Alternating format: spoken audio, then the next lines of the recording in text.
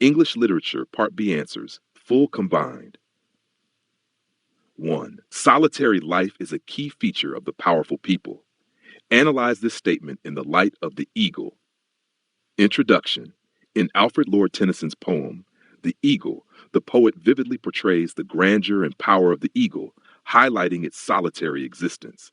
Through a few precise lines, Tennyson reveals that solitude is not a sign of weakness, but rather an essential attribute of the truly powerful. The eagle, separated from all others, lives high above the world in lonely lands, close to the sun. Its detachment from the ordinary world signifies its superiority and self-sufficiency. Tennyson uses strong imagery, metaphor, and sound devices to emphasize the connection between isolation and strength. The idea conveyed is that those who are powerful often must stand apart from the common crowd to maintain their dignity, control, and vision. Thus, solitude becomes a crown rather than a curse for the mighty. Body paragraph 1. The physical setting described in the poem reinforces the idea of the eagle's majestic solitude. The line, "He clasps the crag with crooked hands," presents an image of strength, emphasizing the bird's firm grasp on the rocky outcrop. The crooked hands metaphorically describe the claws, giving a human-like quality that hints at wisdom and age.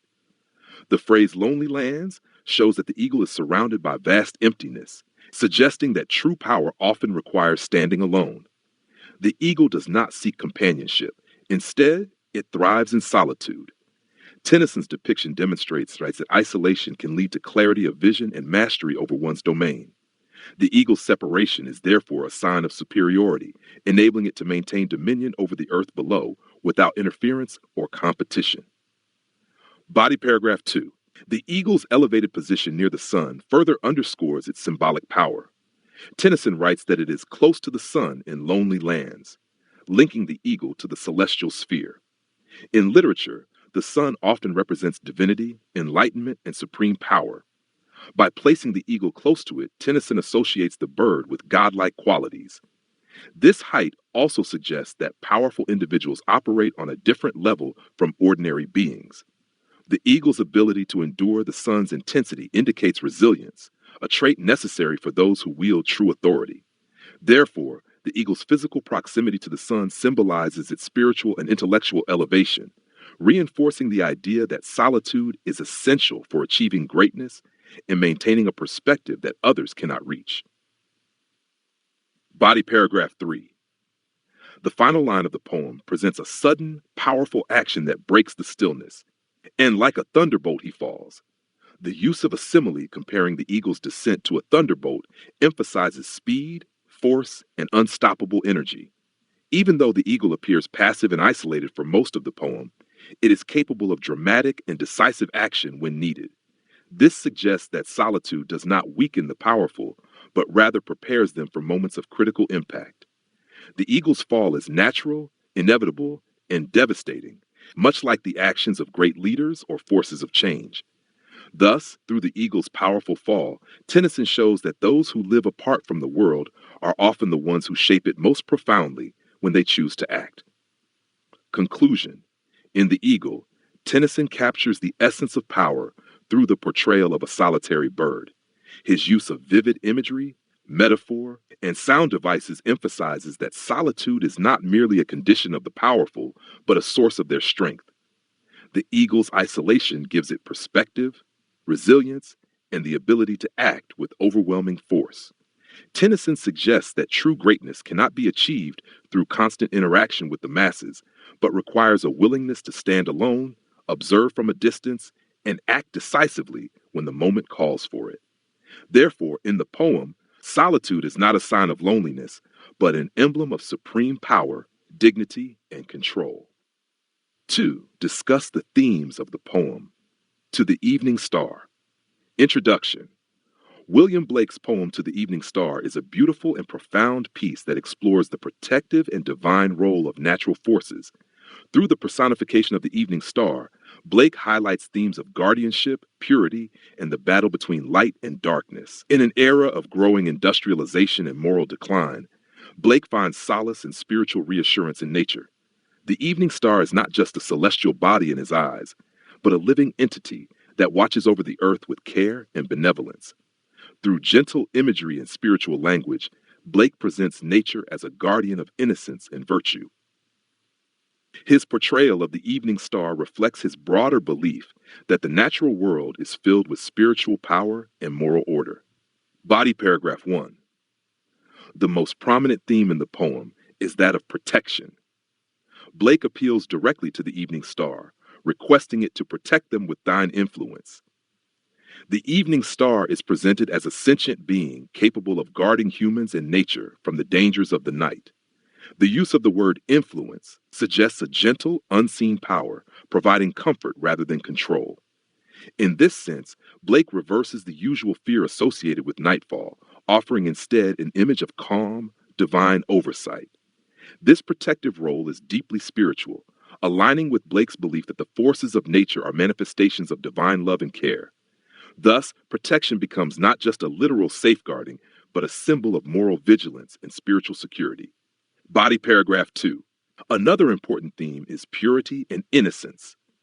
Blake references the sacred dew, an image that symbolizes freshness, renewal, and purity falling upon the earth at twilight. Dew is delicate, untainted, and transient, making it a perfect symbol for the innocence that Blake often mourns the loss of in his other works.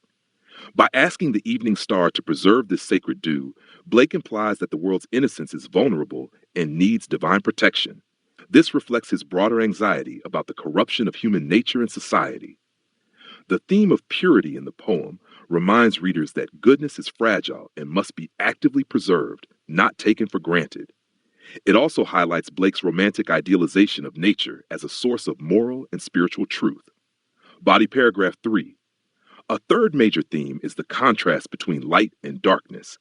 In many literary traditions, night and darkness symbolize fear, danger, and evil. However, Blake's portrayal is more complex. He acknowledges the darkness, but counters it with the light and protective influence of the evening star. Instead of succumbing to fear, Blake finds hope and reassurance in the star's presence. This approach reflects a romantic belief that even in the midst of darkness, there is a guiding force of goodness. The evening star, therefore, becomes a symbol of enduring hope and divine watchfulness, offering peace in a world that could otherwise be frightening. Blake's handling of this theme suggests a mature understanding of the balance between danger and protection, corruption and purity. Conclusion. In To the Evening Star, William Blake uses simple but profound imagery to explore the themes of protection, purity, and the coexistence of light and darkness. The evening star is portrayed not merely as a physical object, but as a spiritual guardian, watching over the earth as day turns to night. Blake's poem reflects his romantic belief in the divine presence within nature and his deep longing to preserve innocence in a corrupting world. Through his respectful and tender address to the evening star, Blake offers readers a vision of hope, comfort, and spiritual resilience. Ultimately, the poem invites us to trust in the silent guardians of the natural world, who continue to protect and bless even when darkness falls. Hashtag 3. Farewell to Barn and Stack and Tree is an empathetic expression of a person's fear and guilt who has committed a murder. Justify. Introduction. In Farewell to Barn and Stack and Tree, A.E. Housman presents a deeply emotional and empathetic portrayal of a young man who has committed a murder and must now face exile.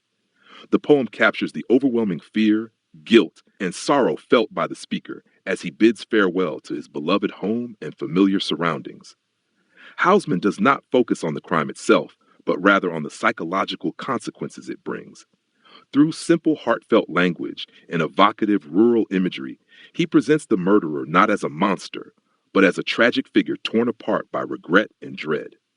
The poem thus becomes an exploration of human frailty and moral failure, showing profound compassion for the guilty soul. Body paragraph 1. The speaker's overwhelming sense of fear is evident from the very beginning of the poem. As he says goodbye to barn and stack and tree, he reveals his acute awareness that his life as he knew it is over. The repetition of farewell conveys a sense of finality and sorrow. He fears the punishment that awaits him, perhaps the gallows, and he fears the loss of his home, family, and community. Housman uses the familiar rural landscape to intensify the emotional weight of the departure, making it clear that the speaker is not merely running from the law, but from a life he once loved. Fear, in this context, is both fear of external consequences and fear of eternal damnation for the crime committed. Body paragraph 2. The theme of guilt is central to the speaker's emotional state. Although the poem never explicitly mentions remorse for the victim, the speaker's mournful tone and sorrowful farewell indicate a heavy burden of conscience. His guilt is tied not only to the act itself, but to the ripple effects it causes. The destruction of his family's reputation, the sorrow he brings to his parents, and the betrayal of his community's trust. Hausman skillfully captures the internal agony of someone who recognizes the enormity of his actions, but is powerless to undo them. The speaker's sadness and his focus on the home he must leave behind, rather than the act itself, show that his guilt is personal and profound, not just legal. Body paragraph 3. Hausman also emphasizes loss and exile as consequences of the speaker's guilt. The farewell is not just physical, but emotional, a permanent severing from a past life of innocence and security. By choosing to highlight familiar, comforting images like barn, stack, and tree, Hausman draws attention to everything the speaker is losing. These are not grand or luxurious images, but simple rural things, suggesting that the speaker is an ordinary person rather than a villain. His grief and regret are relatable, and this portrayal invites readers to empathize rather than judge. Through this depiction of personal loss, Hausman underlines the tragedy of how a single act of violence can devastate not only a victim, but also the perpetrator's soul. Conclusion. In Farewell to Barn and Stack and Tree, A.E. Hausman crafts a touching and empathetic portrayal of guilt and fear in the aftermath of a terrible crime. Through the speaker's sorrowful farewell to the life he must abandon, Hausman reveals the deep emotional consequences of wrongdoing. Fear of punishment, heavy guilt, and profound loss all weigh on the speaker's heart, making him a figure of pity rather than pure condemnation. The simple, rural imagery connects readers to the speaker's sense of belonging and the tragedy of its loss. In presenting the murderer's internal struggle with such sensitivity, Hausman encourages readers to recognize the shared humanity even in those who have fallen from grace. That completes all Part 1 answers properly. If you want, I can now continue with Part 2, prose section, Lahore attack and lumber room questions in the same detailed style. Would you like me to continue? And heroism that unfolds.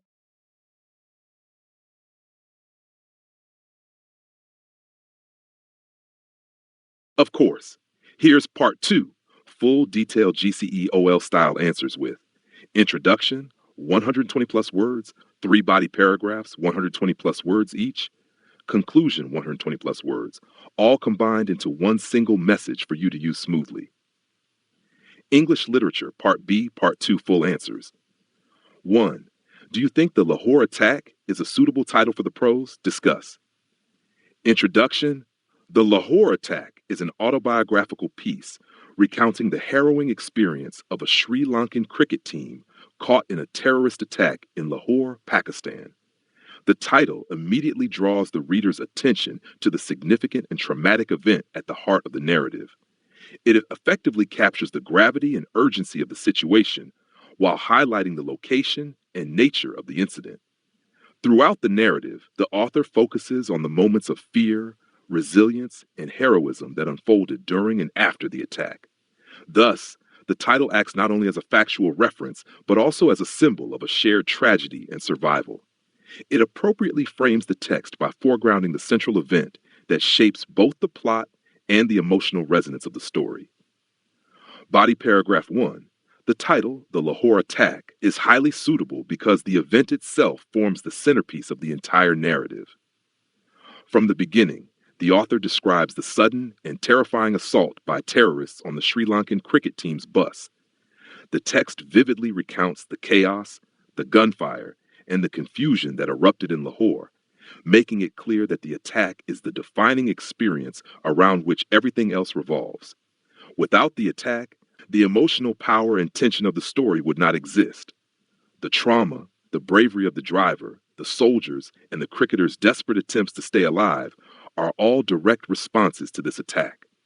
Thus, The title captures the focal point of the experience and prepares the reader for the intense and dramatic content that follows. Body paragraph 2. Moreover, the title, The Lahore Attack, appropriately highlights the broader significance of the event beyond the immediate narrative. The attack was not just an isolated incident, but a major event that had international repercussions, particularly affecting relations between Pakistan and the cricketing world. It ended Pakistan's ability to host international cricket for many years and deeply impacted the players' lives and memories. The title thus situates the story within a historical and political context, reminding readers that this was not just a personal ordeal, but a global news event. By naming the piece after the attack, the author acknowledges the wider consequences and the sense of loss and change it brought to sports and diplomacy. The title connects the personal trauma to the broader historical record. Body paragraph 3. Additionally, the emotional and psychological effects of the attack are central to the narrative, making the title even more fitting. The story is not merely a factual report of events, but an exploration of the survivors' feelings, their shock, fear, grief, and gratitude. The conversation with the soldier at the checkpoint later in Colombo, where the soldier says, "It is okay if I die because it is my job," reveals how the experience of violence reshaped the speaker's understanding of sacrifice and heroism. The title keeps readers focused on this transformative experience. It acts as a reminder that the attack left lasting scars, not only physically, but emotionally. Thus, the title serves both as a literal description and a symbolic reference to the lasting impact on those who lived through it. Conclusion. In conclusion, The Lahore Attack is a highly suitable title for the prose because it encapsulates the central event around which the narrative is structured. It highlights the immediate physical danger, the broader political consequences, and the deep emotional scars that the event caused. The title succinctly captures the essence of the text, a moment of violence that changed lives, ended careers, and marked a historical turning point. Through this choice of title, the author emphasizes the magnitude of the event and prepares the reader to understand not only what happened, but also how it affected the survivors. Therefore, the title successfully conveys the importance, gravity, and emotional weight of the narrative. 2. Analyze the characteristics of Ant and Nicholas in the short story, The Lumber Room, giving examples from the text. Introduction. In Saki's short story, The Lumber Room, the characters of Ant and Nicholas are presented in sharp contrast to one another. Nicholas, a clever, imaginative, and mischievous boy, stands in opposition to his aunt, who is portrayed as authoritarian, unimaginative, and often hypocritical. Through this characterization, Saki humorously criticizes the rigid, joyless upbringing of children by unsympathetic adults.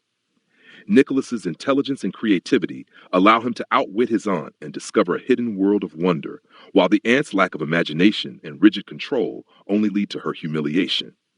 The story uses satire and irony to reveal the flaws in adult authority and to celebrate the power of a child's mind. Each character embodies broader themes about freedom, control, and imagination. Body paragraph 1. Nicholas is characterized as intelligent and imaginative. From the outset, he displays cleverness when he manages to get into the forbidden lumber room by manipulating his aunt's assumptions. He cleverly pretends to be obedient while secretly planning his adventure. Inside the lumber room, Nicholas's imagination comes alive as he admires the embroidered tapestry, imagining a hunt and a battle between stags. His appreciation of beauty and detail contrasts sharply with the ant's narrow-mindedness. His inventive mind allows him to create stories and explore wonders that adults like his aunt are blind to. This imaginative capacity makes Nicholas sympathetic to readers, and it symbolizes the potential richness of childhood when it is not crushed by oppressive authority. Body paragraph 2.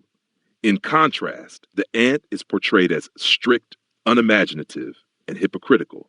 She imposes numerous rules on Nicholas and other children, believing that rigid discipline is necessary for proper upbringing. However, her rigidity blinds her to Nicholas's cunning plans and eventually leads to her own downfall.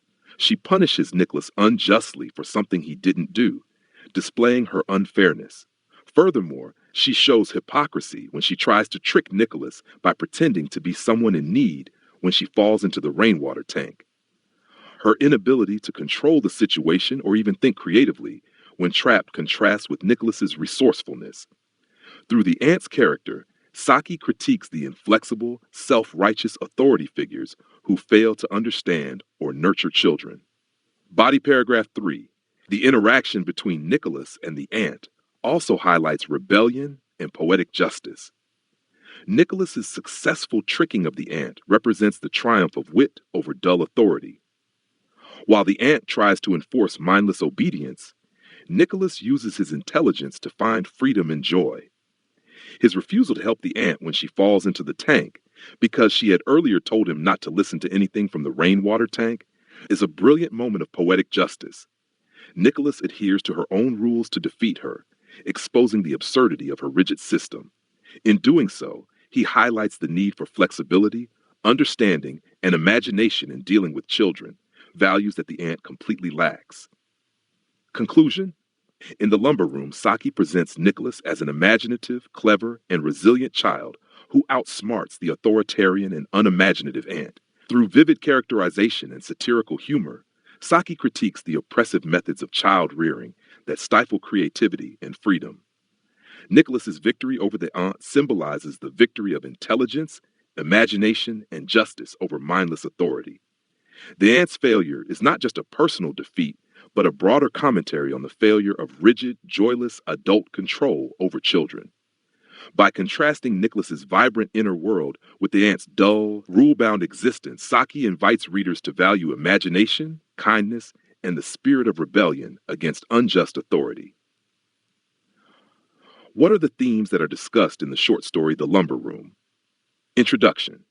Saki's short story The Lumber Room explores several important themes, including the conflict between authority and imagination, the hypocrisy of adults, and the triumph of intelligence over rigid control. Through the characters of Nicholas and his aunt, Saki illustrates the consequences of oppressive parenting and the richness of a child's inner world. The story critiques adult arrogance and emphasizes the power of creativity and cunning in overcoming unjust authority. Through irony and humor, Saki suggests that adult rules are often illogical and self-serving, while children, if allowed to explore freely, possess great wisdom and imagination. The themes interweave throughout the story, creating a rich narrative that highlights the absurdities of the adult world and the vibrancy of childhood. Body paragraph 1. The primary theme of the story is the conflict between authority and imagination. The aunt represents the oppressive force of adult authority, which seeks to control and suppress children's natural curiosity and creativity. Nicholas, however, embodies the spirit of rebellion and imagination. His secret exploration of the lumber room symbolizes the liberation of the mind from restrictive rules. Inside the room, Nicholas finds a world of beauty and adventure, including the magnificent tapestry and curious artifacts. This rich, imaginative experience contrasts sharply with the dull punishments the aunt prescribes, such as weeding the gooseberry garden. The story thus portrays imagination not as a childish whim, but as a vital and enriching force that should be celebrated rather than suppressed. Body paragraph 2. Another important theme is the hypocrisy and incompetence of adults. The aunt enforces strict rules under the pretense of morality, but is herself dishonest and manipulative. She unjustly accuses Nicholas and then tries to deceive him when she falls into the rainwater tank. Her inability to think creatively or act justly exposes the flaws in the adult system of authority. Saki uses irony to highlight this hypocrisy, showing that adults often demand obedience without earning respect. Through the aunt's humiliation and Nicholas's triumph, the story critiques the blind respect often given to adult figures and suggests that authority must be earned through fairness and understanding, not mere age or position. Body paragraph 3. Finally, the story explores the theme of intelligence and poetic justice. Nicholas's cunning plan and the aunt's ultimate defeat highlight the importance of wit and resourcefulness. Nicholas obeys the letter of her rules while subverting their spirit, refusing to rescue her because of her earlier orders. This moment of poetic justice underscores the idea that intelligence, rather than blind obedience, is the true mark of wisdom. Saki celebrates the cleverness of children and suggests that a healthy skepticism toward authority is valuable. The story encourages readers to question unfair rules and to value creativity, independent thinking, and the joy of exploration. Conclusion. In The Lumber Room, Saki skillfully weaves themes of imagination versus authority, adult hypocrisy, and the triumph of intelligence into a humorous and satirical narrative. The story highlights the richness of a child's imaginative world and criticizes the oppressive and often hypocritical nature of adult control.